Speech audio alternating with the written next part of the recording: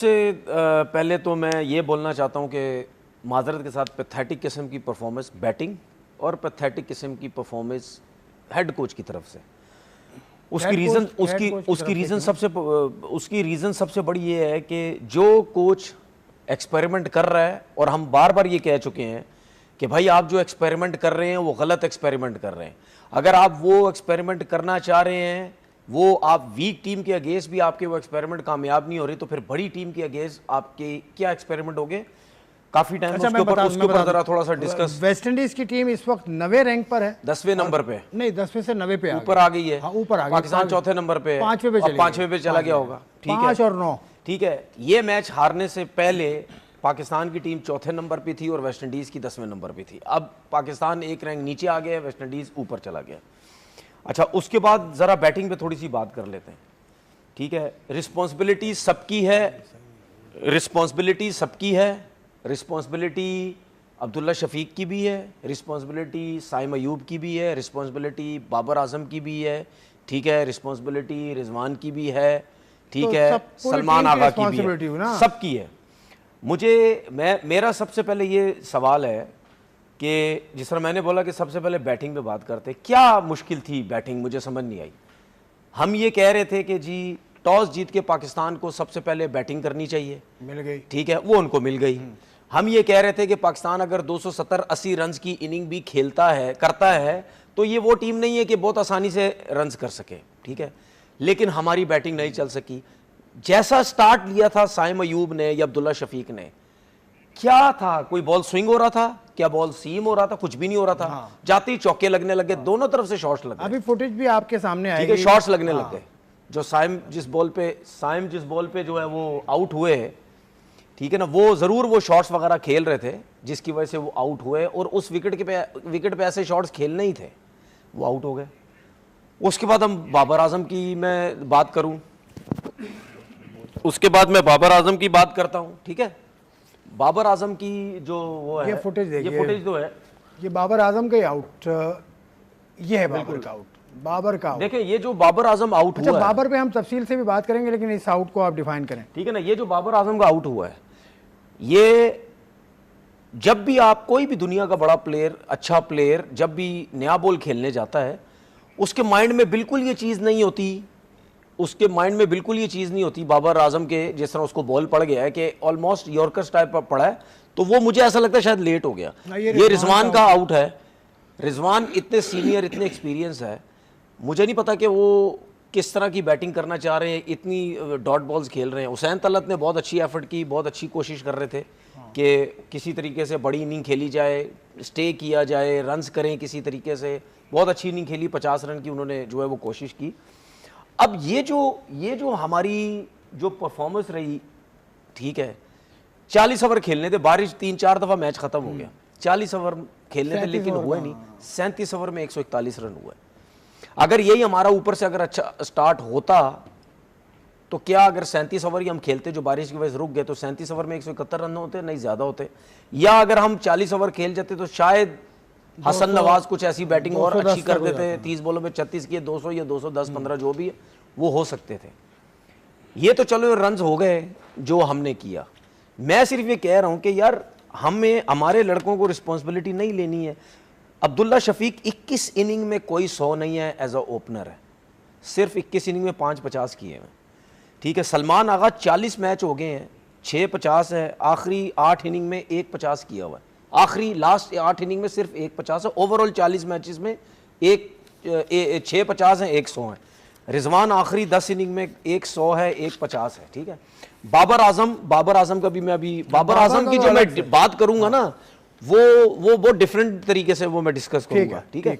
मेरा सिर्फ कहने का मकसद, इनके स्टैट्स बताने का मकसद ये था कि भाई अब सिर्फ बाबर के ऊपर मत पड़े, वो नहीं कर रहा, ठीक है, उसकी भी रिस्पॉन्सिबिलिटी है, लेकिन इनकी तरफ भी आए ना। कल तो खैर ये भी सीनियर है, तो खैर उसने बॉल्स भी कम खेले, देखिए वो तो बहुत, देखिए मैं आपको बताऊं, वो तो बहुत अच्छी चीज उसके हक में ये हो गई कि वो जल्दी आउट हो गया। वरना अगर 37 ओवर में 171 रन होते, तो जिसमें से उसके भी कोई 30, 40, 45 होते, तो लोगों ने छोड़ना नहीं था उसको कि भाई तुम 37 ओवर तक खेलते रहे, तुमने क्या किया, तुम सीनियर, तुम जूनियर, तुम्हें मारना चाहिए था, तुम्हें ये करना चाहिए था। वो तो चलो 0 पे आउट हो गया। लेकिन ये जो हमारे 4-5 प्लेयर हैं भाई, इनको भी रिस्पॉन्सिबिलिटी लेनी है आपने भी करना है, आप भी सीनियर हो चुके हैं।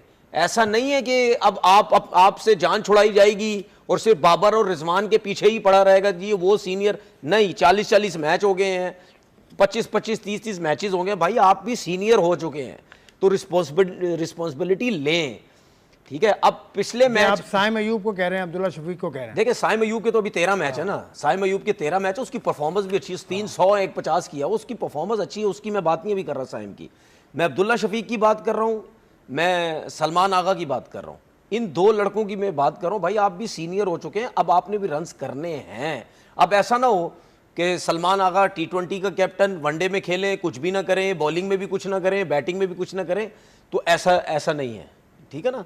तो इन सबको भी अब देखनी है एक चीज कि हमने रन्स किस तरह करना है। रिजवान के बारे में जरा तफसील से बताएं। देखिए रिजवान काफी बॉल्स खेले उसने और वो आउट होके चले गए। देखिए रिजवान के तकरीबन 100 मैचेस होने वाले हैं ओडीआई के, ठीक है। देखिए जिस प्लेयर के ऊपर जो प्रेशर होता है वो कैसे उतारता है प्रेशर। हम सपोर्ट करते हैं बाबर आजम को, जरूर मैं करूंगा, हमेशा करूंगा, क्योंकि अच्छे प्लेयर को मैं हमेशा सपोर्ट करता हूं, मैं करूंगा उसको सपोर्ट, रिजवान को भी करूंगा। लेकिन ऐसा नहीं है यार, आप 20 बॉलें 19 बॉलें खेल के 1 रन कर रहे हैं। मैं वहां मानता हूं जहां मतलब अनप्लेबल बॉल ब्रेक हो रहा है, आपकी तवक्कुआत से ज्यादा बॉल ब्रेक हो रहा है, लेग स्टंप पे गिर रहा है, ऑफ स्टंप से बाहर जा रहा है, 2 स्लिपें ली हुई है, ठीक है, सिले भी लिए हुए। ओडीआई में कहीं ना कहीं ऐसा होता है जब बहुत ब्रेक होता है, आप 2 स्लिपें भी ले लेते हैं आप, तो वो चीज समझ आती है। लेकिन कोई ऐसी चीज तो नहीं हो रही थी। दूसरी इनिंग में बहुत ब्रेक हुआ बॉल, पहली इनिंग में तो ऐसा नहीं हुआ। तो कम से कम आप क्या करेंगे, आप अपने शॉट्स थोड़े से खेलेंगे।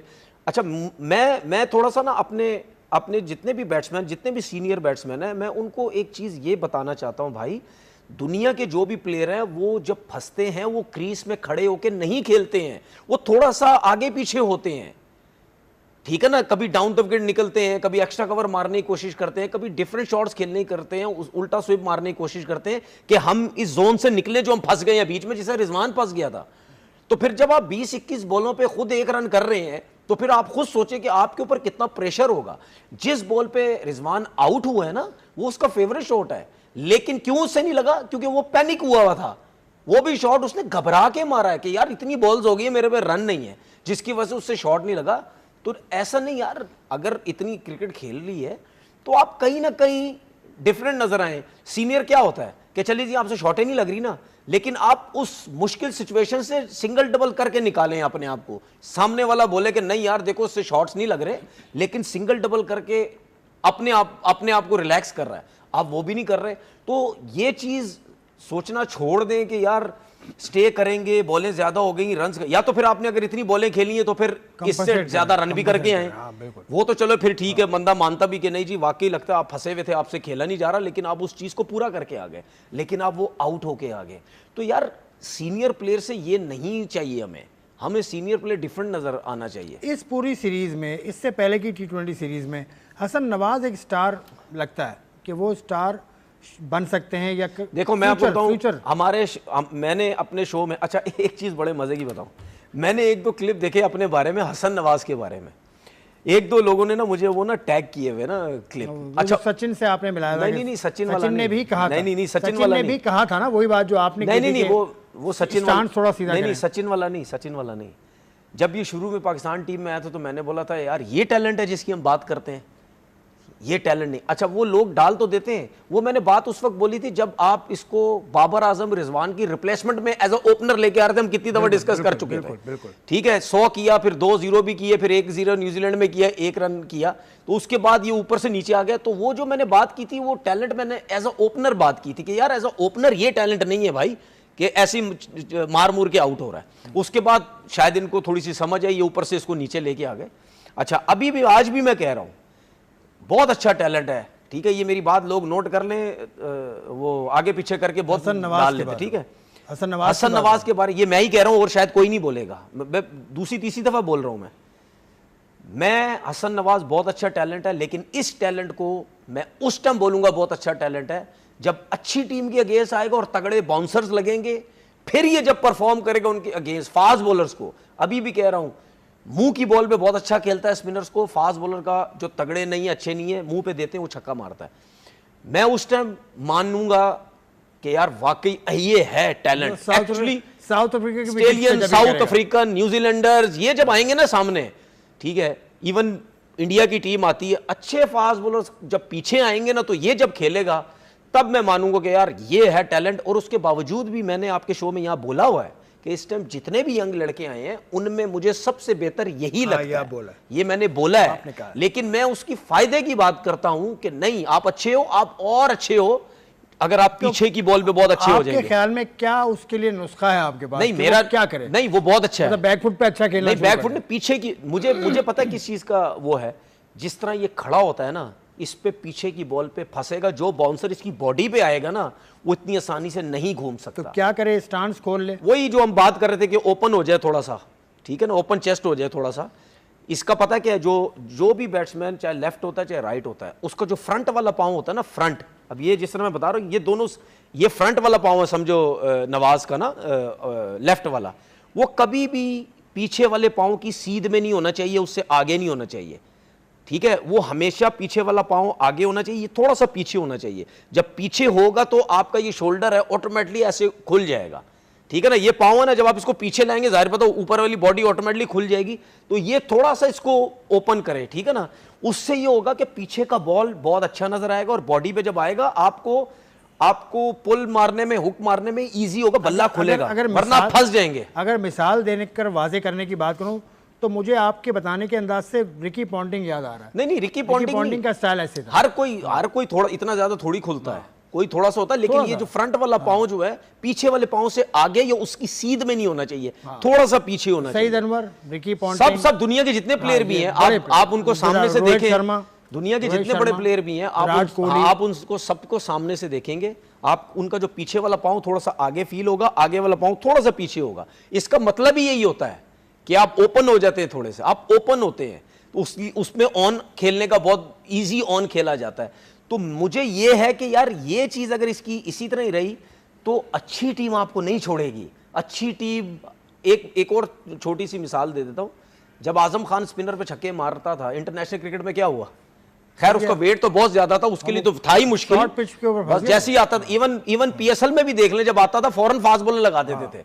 उसकी वजह थी, उसका वेट तो खैर बहुत ज्यादा था, लेकिन उसके बावजूद भी रीजन यही था कि स्पिनर पे मारता है, मुंह पे मिलती मारता है, इसको लगा दो फास्ट बॉलर। वही चीज हसन की हो सकती है, इसका वेट नहीं है लेकिन ये अच्छा कर सकता है उस चीज को। तो मैं जब अच्छी टीम के अगेंस्ट पीछे की बॉल पे जब ये अच्छा खेलने लग गया ना, तो फिर मैं बोलूंगा वाकई। लेकिन एक चीज अब सब जहन में रख लें जितने भी हैं, आपने इसको पावर हिटर बना दी है, ये याद रखिएगा, उसकी जो क्रिकेट है वो आपने पावर हिटर बना दी है। क्यों? ओपनर से वो कभी चौथे पे खेलता है, पांचवें पे खेलता है, कभी चौथे पे खेलता है, कभी छठे पे खेलता है, कल सातवें पे खेला, तो वो नीचे के नंबर्स पे ही खेल रहा है। तो फिर ये उसको एक चीज बता दे कि भाई आप हमारी टीम के पावर हिटर हैं, आप फिनिश करके आ सकते हैं, ये आपकी हमने जॉब दे दी है। तो जब इस टाइप के प्लेयर को आप पावर हिटर बनाते हैं और ये जॉब देते हैं, तो उसका पीछे का अच्छा होना बहुत ज्यादा जरूरी है। अब ऑलराउंडर्स की बात अगर करें तो हुसैन तलत, देखिए मैं आपको चीज बताऊं, अगर आप ऑलराउंडर्स की बात कर रहे हैं ना, मैं आपको पहले भी कह चुका हूं, फ़हीम अशरफ मुझे कभी भी समझ नहीं आता, ये मैं पहले भी आपके उसमें कह चुका हूं। परफॉर्मेंस तो अच्छी है, नहीं कंसिस्टेंट नहीं है यार, ये बॉलिंग ऑलराउंडर कहते हैं उसको, बॉलिंग देखो वही ना, कंसिस्टेंट नहीं है। बॉलिंग ऑलराउंडर तो पिछले मैच में सिर्फ 3 ओवर किए हैं, सिर्फ 3 ओवर किए, नहीं यार कंसिस्टेंट नहीं है। मैं फ़हीम हो गया, मैं बार बार कहता हूँ फ़हीम, खुशदिल शाह, ठीक है, नहीं हुसैन तलत तो अभी आया ना, ये नवाज हो गए, ये जो लोग, इफ्तिखार हो गए, ये जो यार ये 5-5 6-6 दफा इनका कमबैक हो चुके हैं, 5-5 6-6 दफा जिसका कमबैक होता है, नहीं यार वो इंटरनेशनल लेवल में क्यों 5-5 6-6 दफा कमबैक हो रहे हैं? इसका मतलब आप नहीं परफॉर्म कर पा रहे ना, आप ऐसे ही कर रहे हैं। एक मैच में 50 किया, उसके बाद 4-6 मैचेस में ना करें 50, कोई ऐसी एक्स्ट्राऑर्डिनरी कुछ भी छोटी सी नहीं खेलो, कोई नहीं। बॉलिंग मतलब अगर आप माइक हसन ये कह रहे हैं कि जी हुसैन तलत ऑलराउंडर, आप उससे तो बॉलिंग ही नहीं करा रहे, फ़हीम अशरफ ऑलराउंडर, आप उससे पूरी बैटिंग नहीं करा रहे, ना वो पूरे बैट्समैन है। नवाज या बॉलिंग अच्छी कर देगा, बैटिंग कुछ नहीं है, या बैटिंग अच्छी कर गया, बॉलिंग कुछ। तो ये अगर 3 ऑलराउंडर समझ रहे हैं, ये तो कोई जेन्युइन ऑलराउंडर्स नहीं है, कोई ऑलराउंडर वाली परफॉर्मेंसेज नहीं है। तो आप इस चीज से भी स्ट्रगल आप कर रहे हैं, जिस तरह आपने कल के मैच में स्ट्रगल किया। कल के मैच में 2 ऑलराउंडर आपके साइम, और आपने कल के मैच में क्या स्ट्रगल किया है? जो हम बोलते रहे हैं कि आपको कहीं ये जो प्लान आपको उल्टा ना पड़ जाए, हो गया ना कल।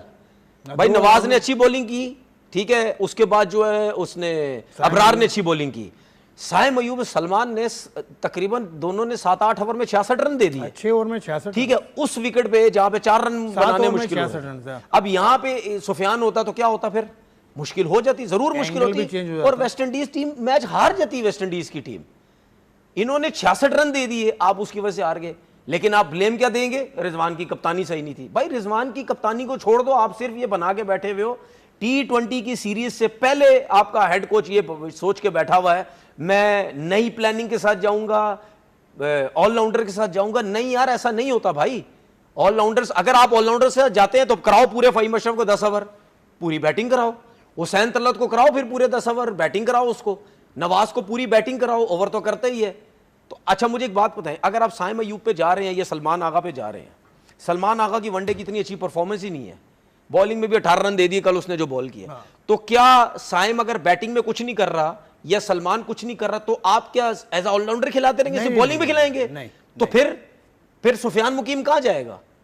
किसी मैच में आप सुफियान मुकीम को खिलाते हैं, किसी मैच में इब्रार खिलाते हैं, किसी मैच में कोई बैट्समैन चेंज कर देते हैं, किसी मैच में कोई बॉलर चेंज कर देते हैं। भाई ये कौन सी नई टीम बन रही है, मेरी समझ से बाहर है। कैसी नई टीम बन रही है भाई? नई टीम ऐसी नहीं बनती भाई। नई टीम भी बनाओ, लेकिन आप मुस्तकिल बेसिस पे लड़कों को मौके दें, चांसेस दें। इस तरह मुस्तकिल जो है वो टीम बनती है ना, समझ रहे हैं? इस तरह आपकी टीम बनती है। तो बात यह है कि ऐसी टीम नहीं बनती भाई। आपने एक मैच में एक को मौका दे दिया, एक मैच में एक को मौका दे दिया, इस तरह टीम नहीं बनती। तो माइक हेसन की सोच अगर मैं आपसे पूछूं, क्या